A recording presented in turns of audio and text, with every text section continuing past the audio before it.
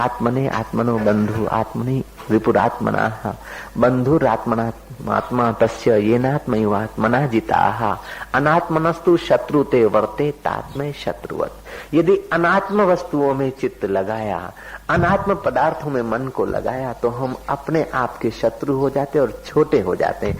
अनात्म वस्तुओं से मन को हटाकर आत्मा में लगाया तो आप श्रेष्ठ हो जाते हैं, अपने मित्र हो जाते हैं, बड़े हो जाते हैं। नानक तुमसे बड़े नहीं थे, कबीर तुमसे बड़े नहीं थे, महावीर तुमसे बड़े नहीं थे, बुद्ध तुमसे बड़े नहीं थे, क्राइस्ट तुमसे बड़े नहीं थे, कृष्ण भी तुमसे बड़े नहीं थे, तुम्हारा ही रूप थे।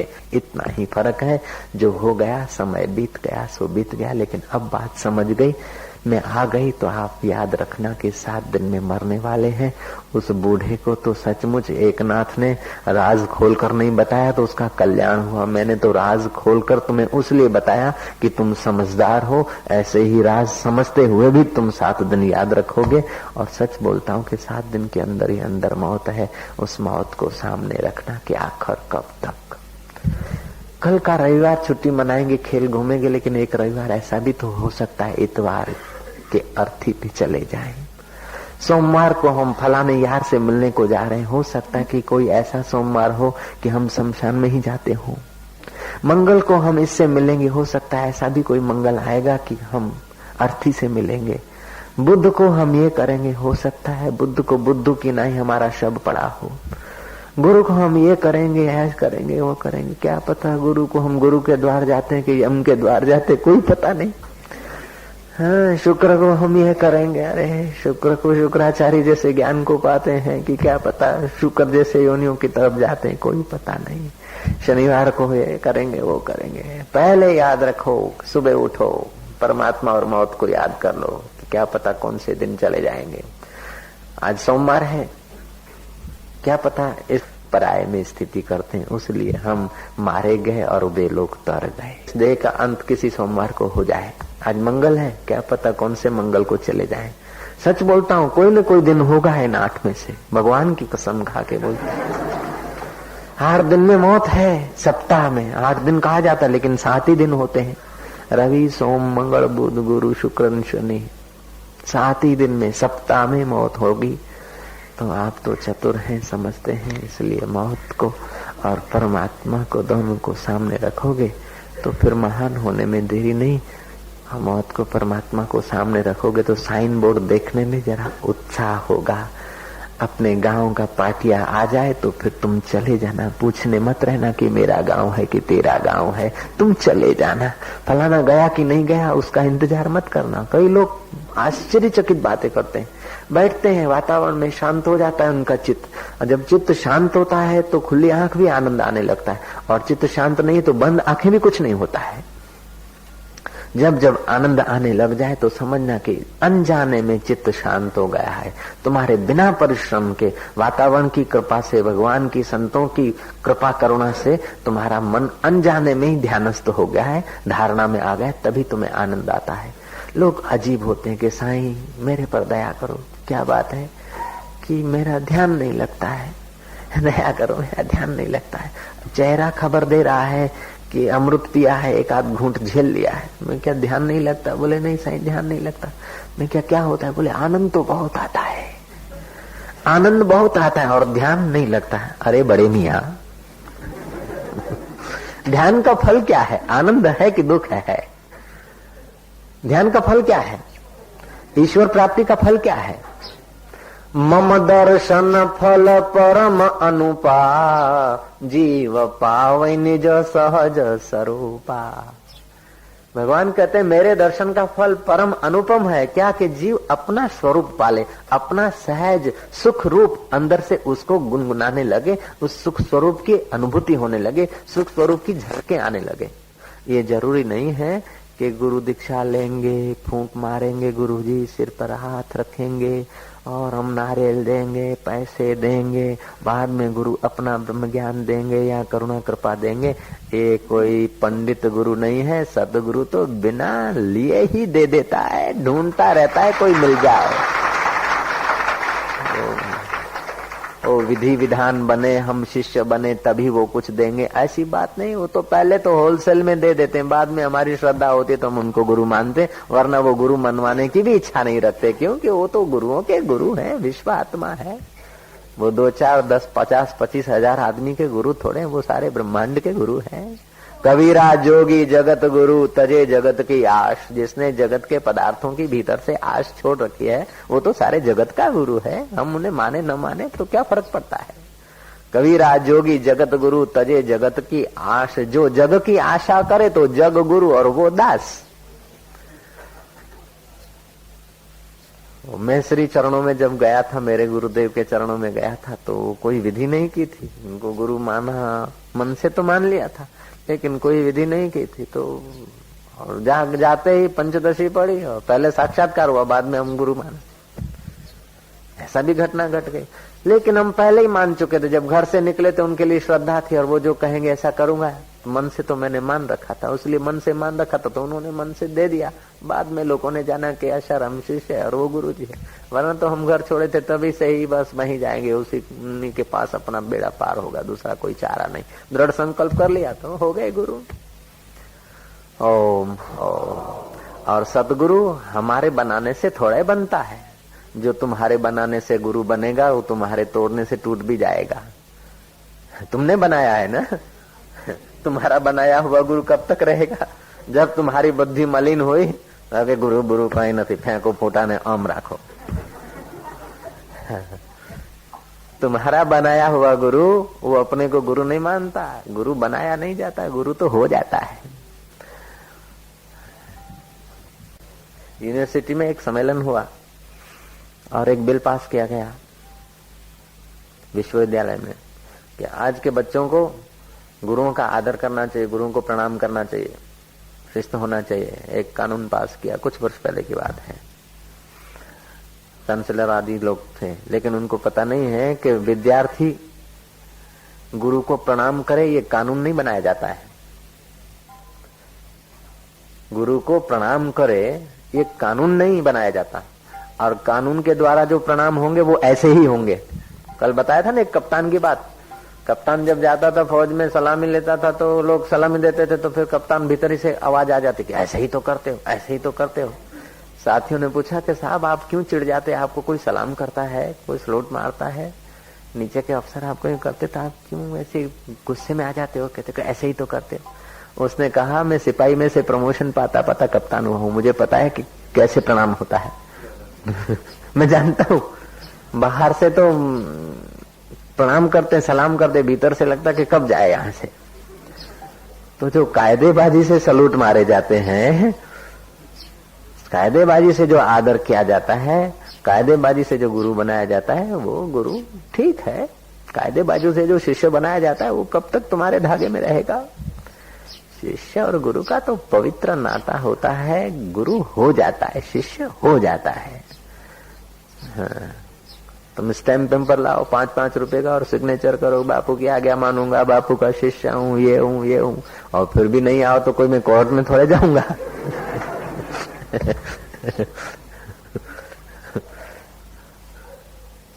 तो ज्यों शुद्ध हृदय होता है त्यों गुरुओं के लिए अपना नश्वर नछावर होता जाता है।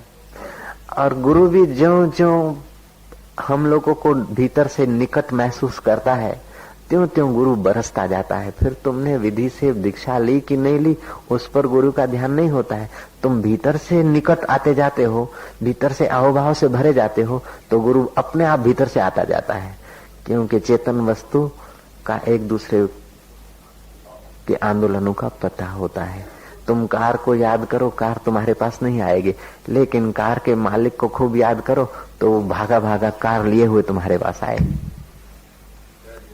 ऐसे ही तुम जगत की नश्वर चीजों को याद करो तो नश्वर चीजें नहीं आएगी, लेकिन जगत के अधिष्ठान को याद करो तो जगत की चीजें पाले हुए कुत्ते की नहीं तुम्हारे पीछे पीछे फिरेगी। फिर तुम्हारी दया पड़ जाए तो उनका उपयोग करो, नहीं तो ठुकरा दो। धिक्कार है उन अब क्या बताऊं, वो वेदांत छिड़ेगा तो फिर 1-8 घंटा चला जाएगा। उन यक्षों और गंधर्वों को धिक्कार है जो आत्मज्ञानी की सेवा करने में हाथ नहीं बढ़ाते। उन देवताओं को भी धिक्कार है जो ज्ञानियों की सेवा में आनाकानी करते हैं। प्रकृति ने कसम उठा रखी है कि कहीं बुद्ध पुरुष हो, कहीं ज्ञानियों में सेवा उसकी करके अपना सार्थकत्व अनुभव करो।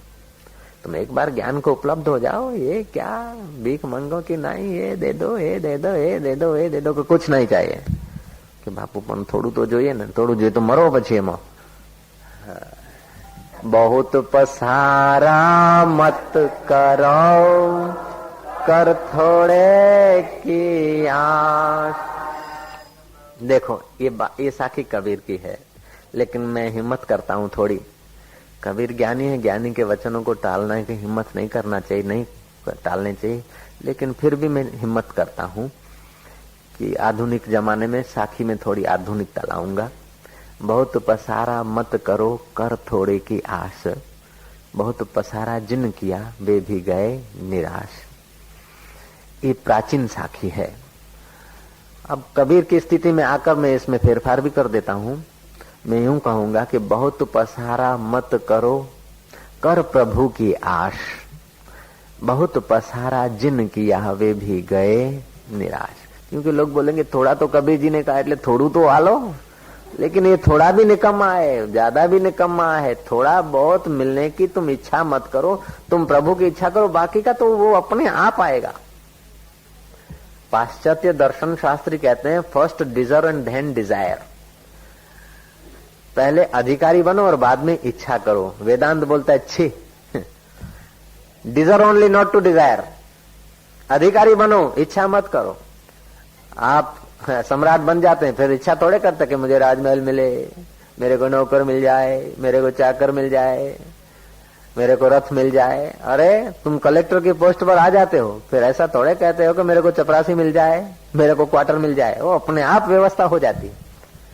तुम न्यायाधीश की कुर्सी पर बैठ जाते हो, फिर थोड़े तुमको चिंता करनी पड़ती है कि मेरा ऑफिस का मटला पानी का भर लूं, जरा बुहारी कर लूं, वादी प्रतिवादी जरा आ जाओ, वकील लोग जरा आ जाओ। नहीं, जज का अपनी कुर्सी पर बैठना, न्यायाधीश का अपनी चेयर पर विराजमान होना ही सारी न्यायालय में हरकत शुरू हो जाएगी, सब काम होने लगेंगे।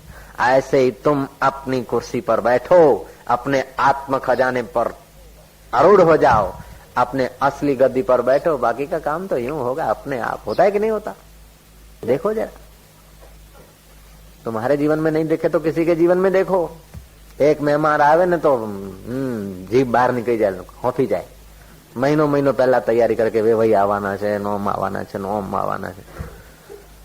एक दो मेहमान आता है तो कितना हो जाता है बर्डन, बॉदरेशन। छोटी मोटी शादी करते हो, 10, 5, 25, 50 मेहमान आते हैं घर में तो कितना पोटला शुरू हो जाते हैं। और અહીં જુઓ તો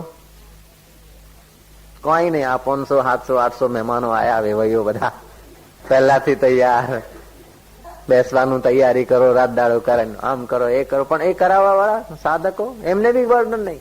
सेवादारी से पूछो थके हो, उबे हो? नहीं। मैनेजमेंट वालों से पूछो, बोले मैनेजमेंट क्या होता है, हमको तो पता भी नहीं। हो गया हो गया। हमसे पूछो कि बापू कितनी फिक्र है हमारी, कि जरा भी नहीं। आपसे पूछता हूँ कि कितनी तकलीफ है, बोले जरा भी नहीं। हमको जरा भी फिक्र नहीं और तुमको जरा भी तकलीफ नहीं। क्यों? ऐसा क्यों? अरे तुम निष्फिकर परमात्मा की ओर आते हो तो बाकी का सब गौण हो जाता है और प्रकृति सहयोगी हो जाती है। अपने को बोझा नहीं उठाना पड़ता है। अपने को कर्तृत्व का अभिमान होता है तभी बोझा लगता है, कर्तृत्व का अभिमान नहीं है। देह अध्यास गल जाए, परमात्मा तत्व का साक्षात्कार हो जाए तो फिर तो तुम्हारे लिए सब खेल है, विनोद है। विनोद मात्र व्यवहार जैनो ब्रह्मनिष्ठ प्रमाण। तुम्हारा व्यवहार विनोद जैसा हो जाए।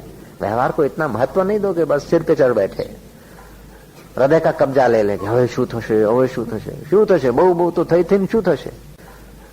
हमारे गुरुजी विनोदी बात कहा करते थे कि हमारे गांव में पुरसुमल ब्राह्मण था, ब्राह्मण।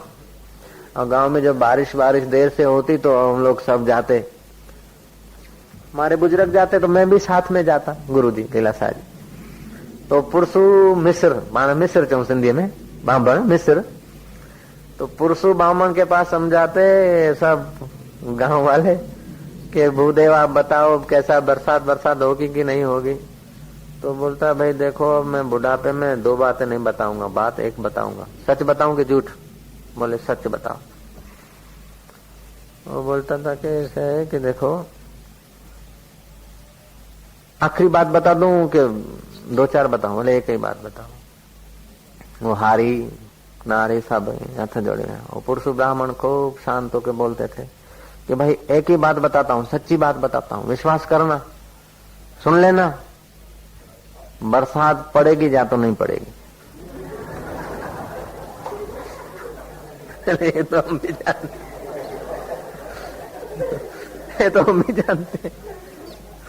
बोले हमसे झूठ मत बुलवाओ, या तो पड़ेगी या तो नहीं पड़ेगी, मैं बोल देता हूँ। ओम ओम ओम।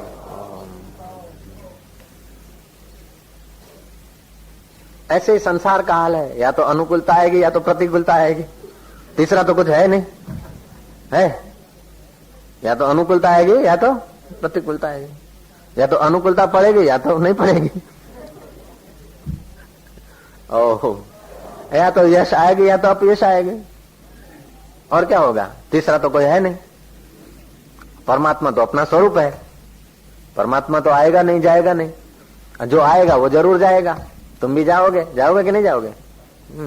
तो सब जब जाने वाला ही है तो उनका बोझा अपने सिर पर क्यों रखना?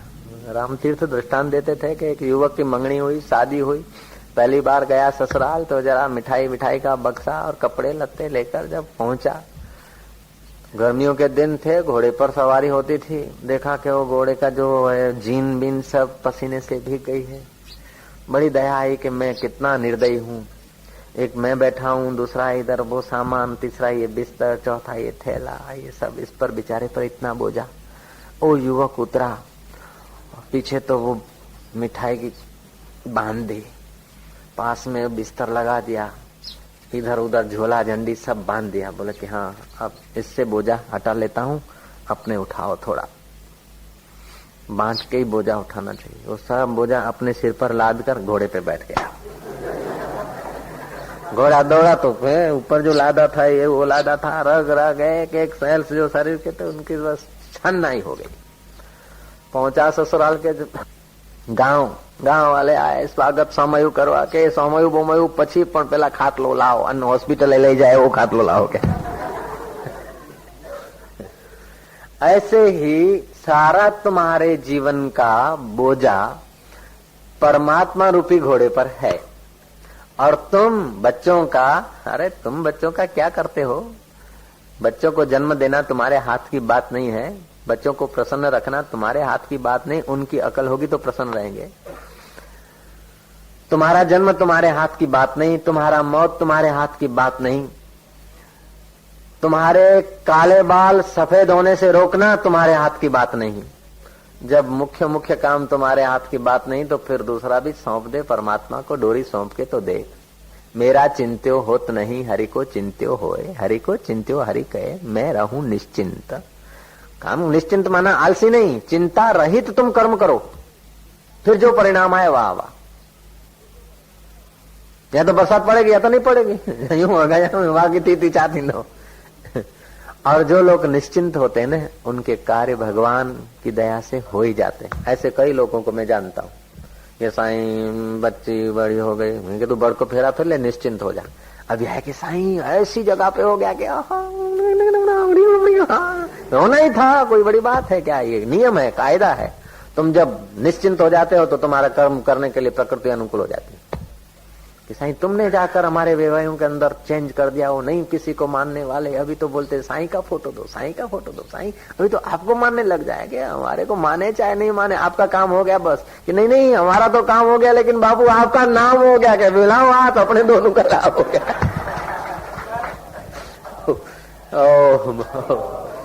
जंगल में है तुझे मंगल, जो होए तू फकर दिल के छोड़े मकर। जैसा भीतर ऐसा बाहर हो जाए जीवन, कोई आपत्ति नहीं। जीना इतना मजूरी से थोड़े जिया जाता, जीना तो बड़ा आनंदप्रद है। दुख तो है ही नहीं, लेकिन दुख लोग ऐसा बना लेते कि सुख दिखता नहीं, दुख ही दुख दिखता है। तुम भीतर वाले से एक होकर जब हरकत करते हो तो प्रकृति और लोग तुम्हारे साथ एक हो जाते हैं, और भीतर वाले से एकता छोड़ देते हो और बाहर वाले को जब सजाने लगते हो तो वो तुम्हें धोखा दे देते हैं। तुम भीतर वाले से अलग यदि बाहर वाले को मानोगे तो बाहर वाला तुम्हारे को छोड़ देगा। तुम क्षत्रियों को आत्मा से अलग मानोगे तो क्षत्रिय लोग तुम्हारा अनादर कर देंगे। तुम सेठ और साहबों को परमात्मा सत्ता से अलग मानते हो, अपने आत्मा से अलग मानते हो, तो सेठ और साहब तुम्हारा तिरस्कार कर देंगे। तुम नौकर को आत्मा से अलग मानते हो तो नौकर तुम्हारे साथ गद्दारी कर देगा। और तुम पराये बच्चों को भी अपना आत्मा मानते हो तो सब सेवादारी होकर आश्रम की सेवा करेंगे, साधना करेंगे, ध्यान करेंगे, भजन करेंगे। कोई एक के नौकर नहीं तो एक टनाटन छेक नहीं, सब अपना स्वरूप मान के चलो, सब अनुकूल हो जाएगा। और अपने बेटों को भी किसी को मानो तो शरीर के बेटों को अपना बेटा मत मानो, ये तो शरीर के बेटे हैं, शरीर की बेटियां हैं। शरीर के मकान को अपना मकान मत मानो, शरीर के दुकान को अपना दुकान मत मानो, शरीर की जाति को अपनी जाति मत मानो। तुम्हारी जाति तो ब्रह्म है। तुम्हारी जाति के मेरे को पूछा, हम सब लोग यात्रा में गए तो फिर क्या हुए? बोले आप जी गुरु जी कह रहा। हम क्या अब इन पंडों को ऐसे ही होगा कि साधु ऐसा है, नास्तिक है, जरा चलिए दक्षिणा दे दिया ऐसे 1 रुपया 5 रुपया जो। तो बोले गुरु जी संकल्प कराओ। गुरु आपका नाम बताओ। मैं क्या आशाराम। बोले आपका गोत्र बताओ। मैं क्या मेरा गोत्र तो ब्रह्म है। तो ब्रह्म में से तो निकले, मेरा गोत्र ब्रह्म है। बोले तुम्हारा कुल में क्या? ब्रह्म। ओम ओम ओम। ठीक है भाई, ये गोत्र याद रहे तो ठीक है, लेकिन मूल गोत्र तो ब्रह्म है सबका। मूल गोत्र ब्रह्म है, मूल गोत्र परमात्मा है तुम्हारा, मूल कुल भी परमात्मा है तुम्हारा। कितनी खुशखबरियां है कि तुम्हारा कुल परमात्मा का है, तुम्हारा गोत्र परमात्मा का है। ओम ओम ओम। और ये तुम्हें खुश करने के लिए, जैसे नेता लोग भाषण में कुछ खुश करने के लिए मस्का मार देते, ऐसा मैं मस्का नहीं मार रहा हूं, मैं हकीकत कह रहा हूं। मैं हकीकत कह रहा हूं कि तुम्हारा गोत्र परमात्मा है। और यदि तुम इनकार करते हो तो कर लो शास्त्रार्थ। तुम्हारा गोत्र परमात्मा नहीं है, ये बात तुम साबित करके दिखाओ तो मैं आपका शिष्य हो जाऊं। नहीं तो मैं साबित करके बैठा हूं कि तुम्हारा गोत्र परमात्मा है, तुम्हारा कुल परमात्मा है। बोलो, संदेह है किसी को? कल अर्ज किया था कि 5 प्रकार के भेद होते हैं और 5 प्रकार के भ्रम होते हैं। तो उन 5 प्रकार के भ्रमों के कारण हम अपना कुल और अपना गोत्र कुछ अलग पक्का मान बैठे। उन 5 प्रकार के भ्रमों को जरा समझ लेंगे ना तो पता चलेगा कि वास्तव में हमारा गोत्र परमात्मा है। और हमारा परमात्मा आकाश पाताल में नहीं, वो हमारा परमात्मा एक क्षण भी हमको छोड़कर अलग नहीं है। ये भी तुमको अनुभव हो सकता है। ओम ओम ओम ओम ओम ओम। देह छता जैनी दशा वर्ते देहातीत, ते ज्ञानी ना चरण मा हो वंदन अगणित। ओम ओम। कुंभक में आपकी गति हो गई तो आपको याद करके कोई आदमी कोई काम का प्रारंभ करता है तो उसको कुदरत सहयोग कर देगी। केवली कुंभक में आप पहुंच गए तो आपका स्मरण करते करते कोई मरा तो उसको जमदूत छू नहीं सकते पार्षदों के पास। ये भगवान का हम स्मरण क्यों करते हैं?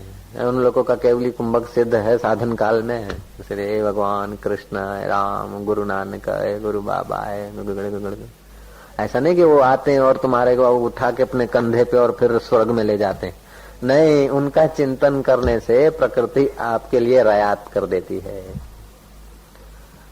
ओम ओम। केवली कुंभक जिसका हुआ उसकी ब्रह्म में स्थिति हो जाती है, ब्रह्म के परमात्मा के नजीक हो जाता है। और जो परमात्मा के नजीक हो जाता है तो फिर जो प्राइम मिनिस्टर के नजीक है तो उसके लिए इम्पोर्ट एक्सपोर्ट इम्पोर्ट के लाइसेंस बनाने में ज्यादा देर नहीं लगती है, ज्यादा मेहनत नहीं लगती। उसको वीजा मिलने में कोई देर नहीं लगती। प्राइम मिनिस्टर के नजीक के आदमी बन जाते ना तो उनको फिर वायुयान में बैठने के लिए ये कोई बड़ी बात नहीं है। उनको कोई लोकल में थोड़ी लटकना पड़ता है। लोकल में तो उन लोगों को लटकना पड़ता है कि जिनके पास आइडिया नहीं, पैसा नहीं, समय नहीं, परिचय नहीं।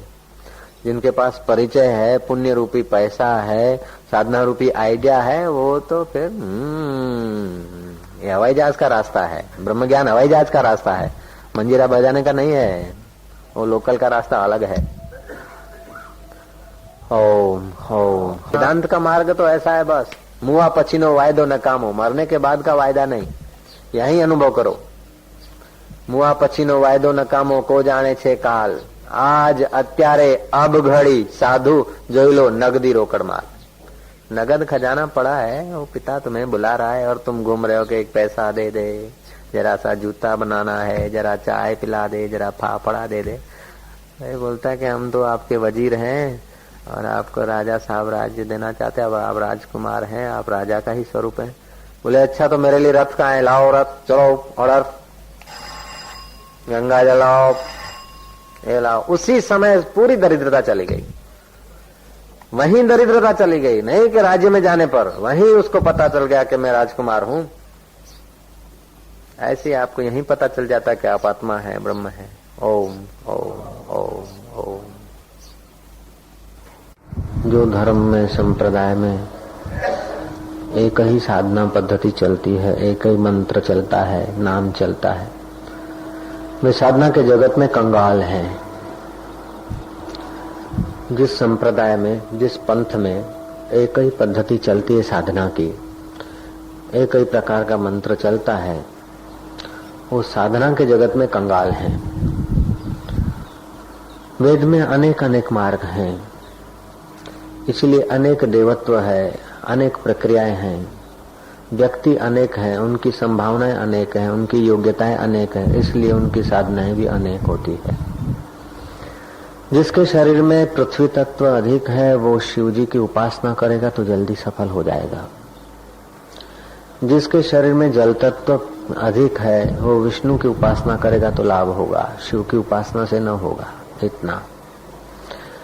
जिसके शरीर में तेज तत्व है वो सूर्य की उपासना करे तो जल्दी लाभ होगा, दूसरे देवों से इतना लाभ नहीं होगा। जिसका अन्नमय कोश में मन ज्यादा रहता है वो तीर्थाटन करे तो उसे लाभ होगा। जिसका प्राणमय कोश में मन रहता है उसको प्राणायाम और ध्यान लाभ देगा। जिसका मनोमय कोश में मन रहता है उसको श्रद्धा, प्रेम, अहोभाव आदि के द्वारा उसकी यात्रा होगी। जिसका विज्ञानमय कोश में मन रहता है उसके लिए तत्व का चिंतन करते करते आत्मा में डूबने का रास्ता ही उसके लिए सर्वोपरि हो जाता है। और जिसका आनंदमय कोश में मन रहता है उसके लिए आनंद स्वरूप परमात्मा का बयान करते हुए जगत की भ्रांति हटने का उपदेश ही काफी है। तो साधक अलग अलग होते हैं, सबकी अपनी अपनी क्षमता योग्यता होती है। इस देश के ऋषियों ने बड़ा उपकार किया है कि समूह में बोलेंगे तभी भी अनेक अनेक प्रकार का बोलेंगे, ताकि किसी को कुछ पल्ले पड़ जाए, किसी को कुछ पल्ले पड़ जाए, सबकी थोड़ी बहुत यात्रा होती ही रहे। गुरु भक्ति अपनी जगह पर है, ईश्वर भक्ति अपनी जगह पर है। हर एक जीव को भक्त तो बनना ही पड़ता है, बिना भक्त के कोई नहीं है। सब भक्त हैं, सारी पृथ्वी भक्तों से भरी है, अभक्त कोई नहीं। कि बाबा जी हम तो बोलते हैं ये नास्तिक है, ये भक्त नहीं है, ये भक्त नहीं है, आ बिचारो भक्त छे, आ बापड़ो भक्त छे, आ बिचारो भक्त छे। भक्त बिचारो होए नहीं, भक्त बिचारा होता नहीं, लेकिन सचमुच हम बिचारा भक्त कहते हैं तो बिचारा है। सारी पृथ्वी भक्तों से भरी है। कोई देश का भक्त है, कोई सत्ता का भक्त है, कोई धन का भक्त है, कोई जन का भक्त है, कोई सुख का भक्त है, कोई संपत्ति का भक्त है, कोई शांति का पुजारी है तो कोई झगड़े का पुजारी है। कोई देवी का भक्त है, कोई देवता का भक्त है, कोई भगवान का भक्त है तो कोई भैरव का भक्त है। तो बिना भक्त के संसार में कोई समझदार आदमी तुमको नहीं मिलेगा। लेकिन ये सब भक्त खंड खंड के भक्त है। ये भक्त सब एक एक परमात्मा की व्यापकता के एक एक हिस्से के भक्त हैं। कोई राष्ट्र का, कोई देश का, ये ईश्वर के खंड खंड के भक्त हैं। जिसको वेदांत में भक्त कहा गया है, वह वेदांत का भक्त इन सब भक्तों से निराला होता है। जय राम जी की। तो वेदांत तुम्हें खंड खंड की भक्ति से रोकता नहीं, लेकिन खंड खंड की भक्ति में ही तुम्हारा जीवन गंवा देने से तुमको टोकता जरूर है। ये तुम सब करो, लेकिन तुम्हारी दृष्टि थोड़ी बदल दो। खंड खंड से तो व्यवहार करो, लेकिन दृष्टि अखंड की रखो।